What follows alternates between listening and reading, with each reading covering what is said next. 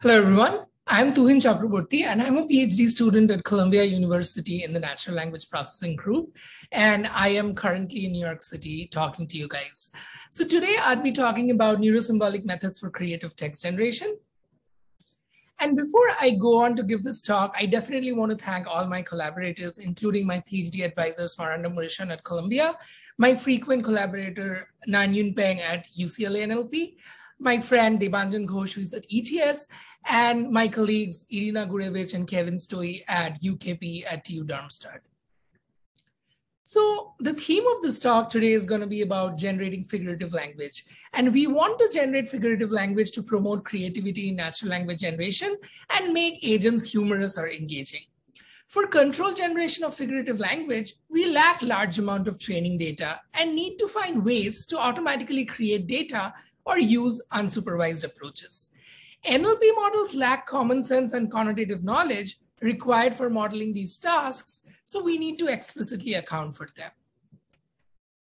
So now, before we dive further into the depth, let's see what is figurative language. Figurative language refers to the use of words in a way that deviates from the conventional order and meaning.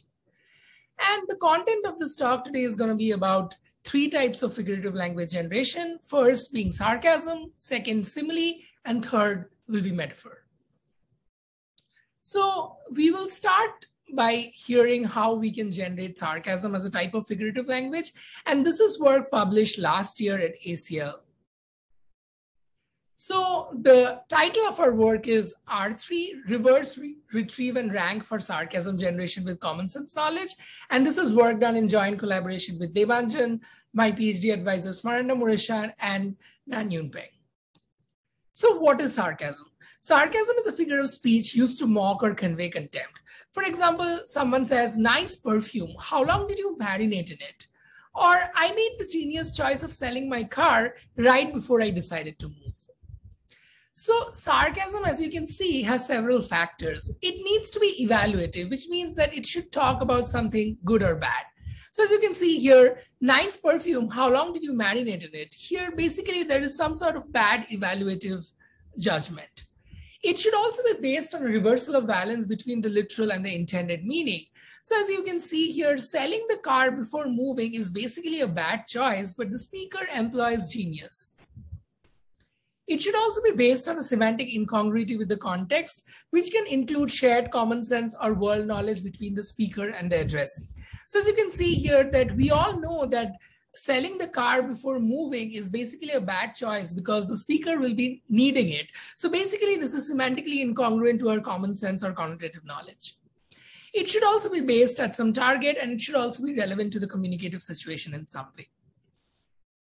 So the task which we here are interested in is we start from an evaluative non-sarcastic utterance, and we want to generate a sarcastic utterance that keeps the speaker's intended meaning. So to give you a few examples, for a non-sarcastic utterance, "Battery life on this phone is terrible," our best model generates, "Battery life on this phone is great. When he tried to call again, he could no longer get a dial tone." Or, "This is a horrible music video." This can be sarcastically reframed as, "This is a great music video. Let's take a look at the ear damage." So at the point when the work was done, GPT-2 was kind of state of art in natural language generation. So we saw that what GPT-2 says when we prompt with this input. So "Battery life on this phone is great, and I have a lot of time, standby time between charging and using the phone. Also, this is a great music video, definitely a must-have." As you can see, these are perfectly grammatical and meaningful sentences. But are these sarcastic? I'm not sure. So generating sarcasm is definitely challenging, primarily because there are no large parallel corpus of non-sarcastic to sarcastic text to train a generative model. And finally, even if a large parallel corpus exists, learning the distribution of existing data and sampling from it will likely just mimic or memorize rather than generate truly novel or creative sarcasm. So in the light of all these challenges, and given the lack of training data for sarcasm generation, we propose a novel unsupervised approach that has three main components inspired by sarcasm factors.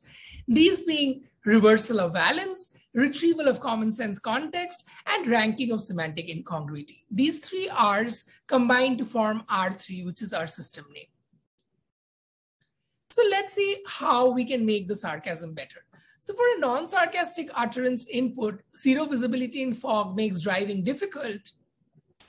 If we just reverse the valence, then we can change difficult to easy. So the sentence becomes zero visibility in fog makes driving easy. Well, this is not bad.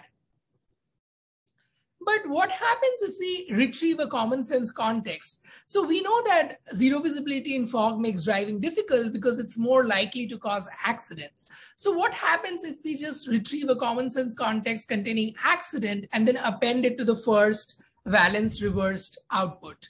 So here the sarcasm becomes zero visibility in fog makes driving easy. It is advisable to insure your life against accident. Well, not really bad. But we can even make it better. So what happens if we also rank the semantic incongruity between the first sentence and the second retrieved context? So what we can do here is we can take a bunch of retrieved context containing the common sense relation. And then what we can do is we can rank all these based on the degree of incongruity between the first output and the second retrieved context. So this way the output becomes zero visibility in fog makes driving easy, suffered 3 cracked ribs in the accident. So as you can see that the first 2 sentences are very semantically incongruent to each other, and it is acerbic and at the same time really sarcastic. So the human written sarcasm for this input was driving is nice with zero visibility. As you can see here, it's not really very creative. So I'll give a system overview of our end-to-end pipeline. And in doing this, I will mainly talk about the 3 major components I discussed about. So first, we'll talk about reversal of valence. So we take the non-sarcastic utterance input, and then we basically identify words which basically have a negative sentiment.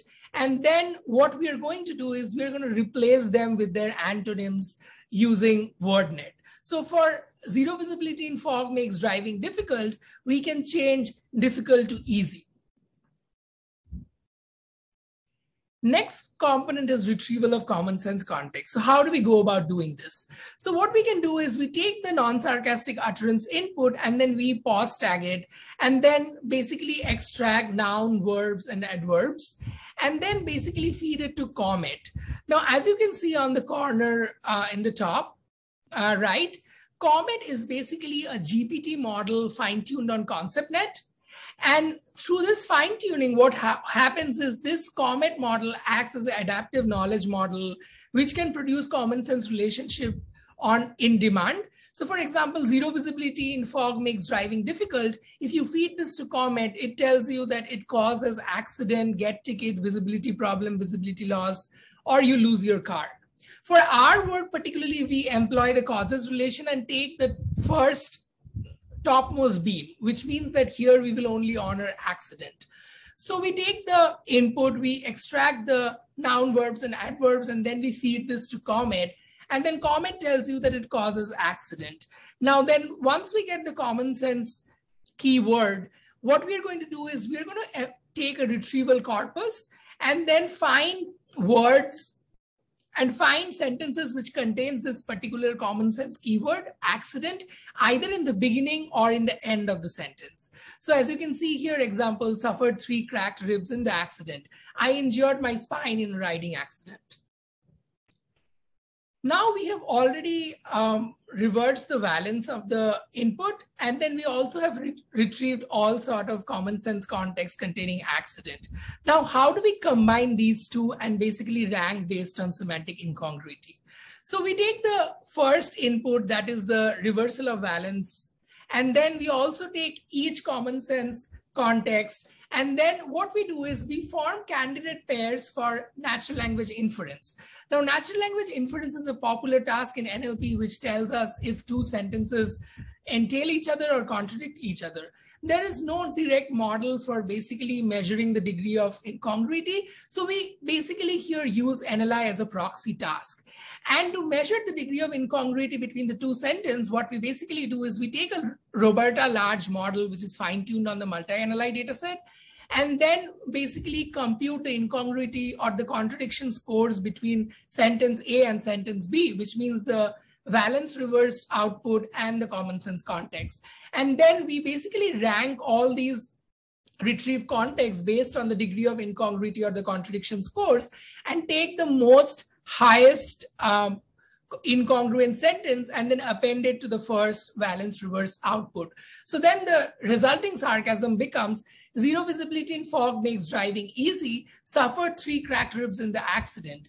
Given the fact that suffered 3 cracked ribs in the accident got the highest contradiction scores from the pre-trained NLI model.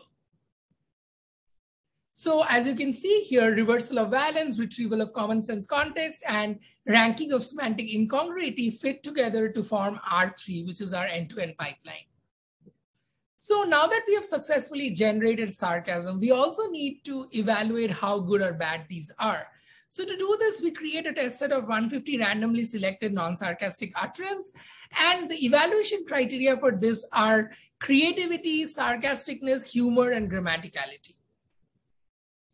So we also conduct several ablations for our system, which means that we take different parts of our end-to-end pipeline, that is just the reversal of valence, then not the reversal of valence, just the common sense context. Then we also do an ablation where we take the reversal of valence and a randomly retrieved common sense context. We do not rank the context based on the degree of incongruity.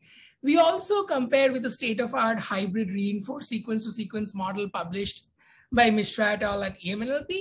And then we also compare it with our full R3 model, which consists of all the 3 components. We also compare it with human or gold sarcasm that is written by humans. So as you can see here in the results, the state-of-art does pretty average in terms of all 4 dimensions of creativity, sarcasticness, humor, and grammaticality. The human, of course, performs best in terms of sarcasticness, humor, and humor, which is kind of expected. What is particularly surprising is the reversal of valence model does best in terms of grammaticality, and this was because Turkers perhaps preferred smaller outputs because the reversal of valence component will only have the first part of the generation. What's particularly impressive is that our model, that is the FM model, is better than RV, no-RV, or NSI in most of the components. And it is also particularly really great to see that when it came to creativity, Turkers actually thought that our generated sarcasm was more creative than human sarcasm, which practically isn't the case, but maybe for these 150 random samples, it was the situation. Of course, humans are a lot more creative when it comes to sarcasm compared to a model, but it was also particularly encouraging for us. We also did a pairwise game where we compared the full model to humans versus the full model to the state-of-art model.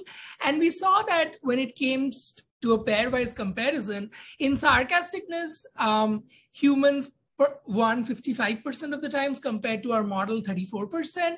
In terms of creativity, our model won 48% of times compared to humans 36%. In terms of humor, the model won 48% of times, and for grammaticality, the model was better 56% of the times. When it comes to the full model versus the state-of-art, we see that we win on all 4 criteria in a very huge margin.